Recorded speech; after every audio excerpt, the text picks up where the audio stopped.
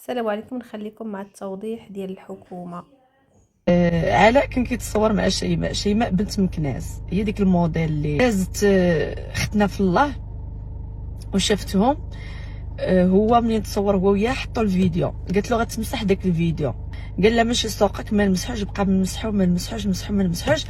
قال لها سبها، هي ناضت باك تشري تربح. جاو كيفرقوا بيناتهم الصحاب، بين دوك الصحاب ديالهم اللي كيفرقوا هي رينا شوب بحكم انها هي يعني كتعرفهم بجوج داكشي. قالت له حشومه ما تخسرش الهضره، يمكن بحال هكا.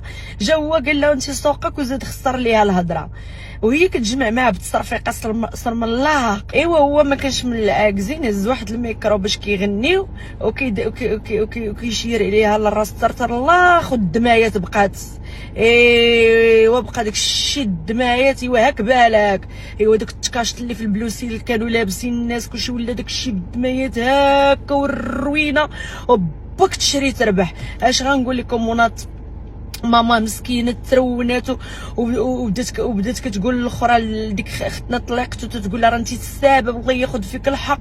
ايوا ناضت ديك رينا مشات للجندارم ودارت شكايه ويلولو كبرات. عرفتي ديك الشيء كبر كبر كبر كبر كبر.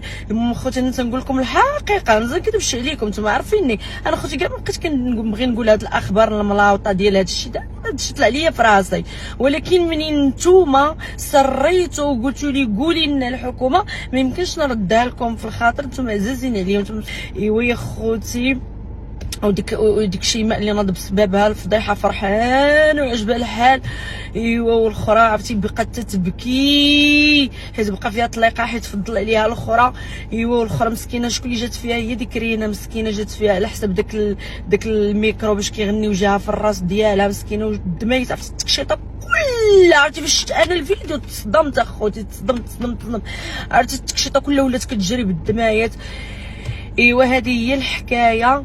انا صراحه الله كان الحفل نتاع كنزه كان غادي زوين، حتى وقع المشكل اللي هضرت لكم فيه والترونات، وهذا الشيء قدر الله وما شاء فعل. هذيك الضربه اللي كلات رينا الله يستر لو كان جاتها في الدماغ ديالها كون مدام الامانه امانته. كان هذا هو الفيديو ديال اليوم، شكرا والسلام عليكم.